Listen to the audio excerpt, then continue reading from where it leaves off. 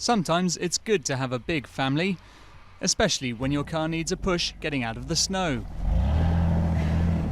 In all, there are 25 children in the Daga family.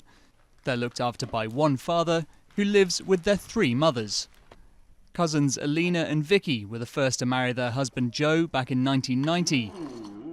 A few years later, Vicky's twin sister Valerie joined them.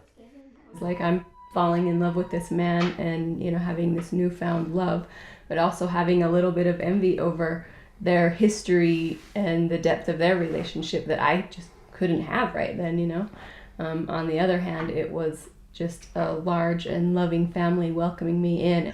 While they've been public about their lifestyle for some time, they've always worried that Joe could face arrest under the state's anti-polygamy laws. But in December, that became less likely. A federal judge ruled that a law banning unlawful cohabitation goes against the right to freedom of religion.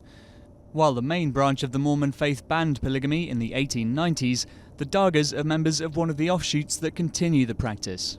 As long as it's adults freely choosing what they want, then I don't feel like it would be my place to tell somebody else you can't choose to love who you love. I think you're going to start seeing more people like us become more public. I've had many of our friends and relatives that have said, I could just tell people at work who I am now. What the Dagas see as unwarranted government intrusion, others see as essential for the protection of women and children.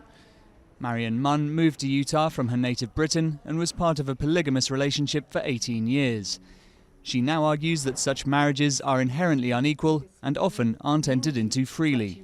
Certainly within Mormon-based polygamy, it's not really much of a choice because Mormon scriptures teach a woman that if she doesn't consent to living polygamy, God's going to destroy her.